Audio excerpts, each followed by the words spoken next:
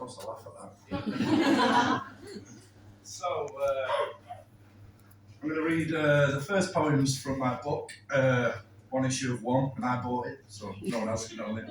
I wrote this poem because I'm sick of being blamed by generations coming through. Someone once wrote, every generation blames the one before. I think that's bollocks. So here we are. So you blame my generation for laying down a curse. Upon this world we call our home, well I think you are worse. We ate our sweets from paper bags, no plastic was inside. Milk was delivered in reusable glass in the dead of night. The milkman drove electric cars and our pot was 2 in glass. And if we returned our bottles, we'd earn a bit of brass. At best, the family shared just one car and holidayed at home. No need to burn excessive fuel travelling to Rome. We ate our chips from newspaper and not to waste unread. We lived on homemade food and our mums baked their own bread. We did burn coal to keep us warm, but we dug it up ourselves. We kept our food cool enough upon our pantry shelves. We grew veg and always gave to neighbours whom we cared. And if we had too much ourselves, we always tried to share. We played in fields with sticks and stones and didn't drain the grid. We walked to school and respected people, for we were only kids. We had no knives or reason to hurt any other child. We did fall out, sometimes fight, but it was over in a while. I can't remember hearing of a murder way back then, for we were young and free and there was no Google in our dens. Yeah.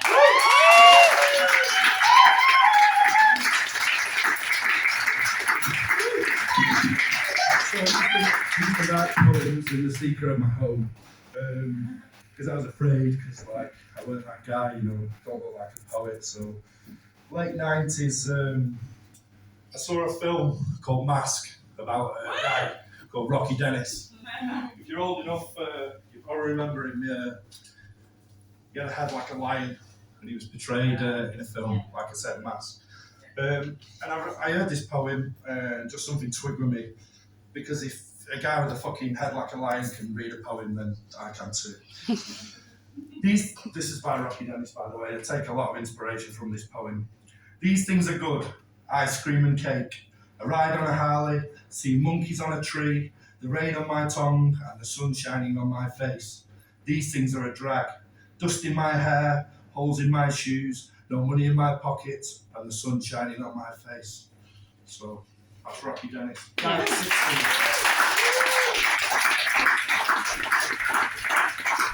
So this is, I hope I can do this for you. This comes straight from the heart, wherever it is. Kerry, she only had a 15-minute slot, so in for a fucking epic. I started off with a poem, and it's turned out it's probably not far off my autobiography. So we'll have a go. I'm age 5 and already 5 foot tall. Life's good, simple. My problems are small.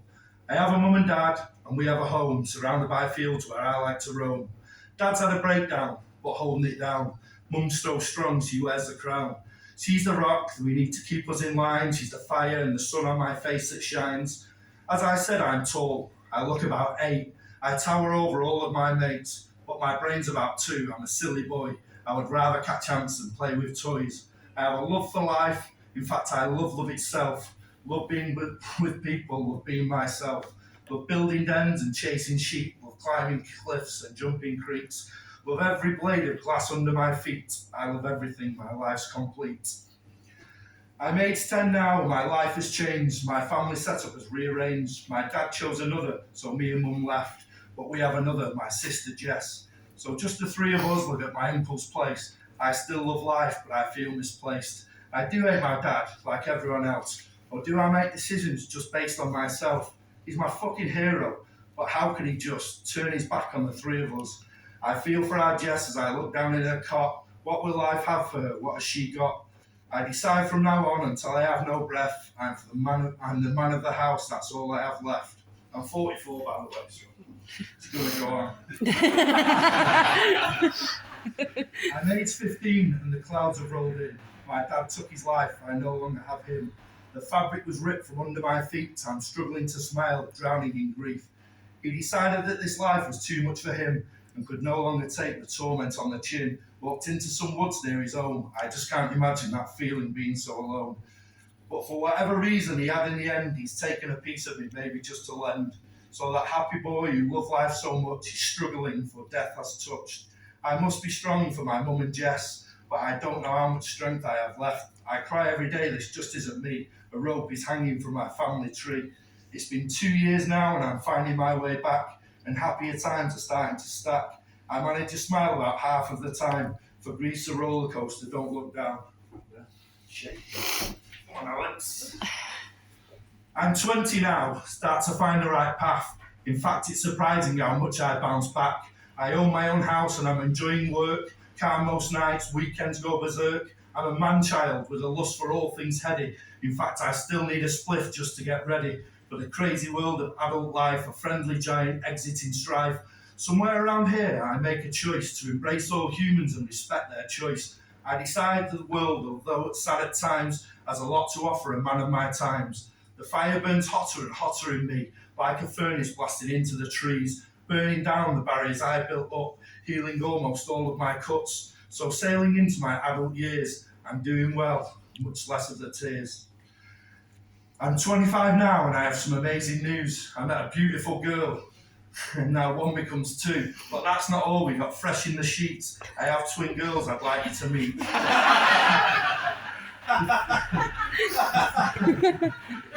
Both there as well,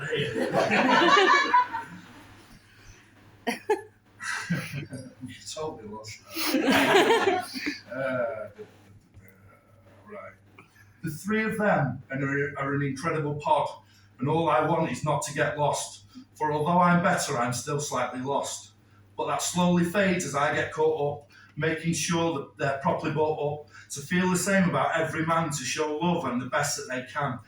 But I thought that grief would never end, but it's fading away thanks to family and friends. So I embrace my job and make up with a smile.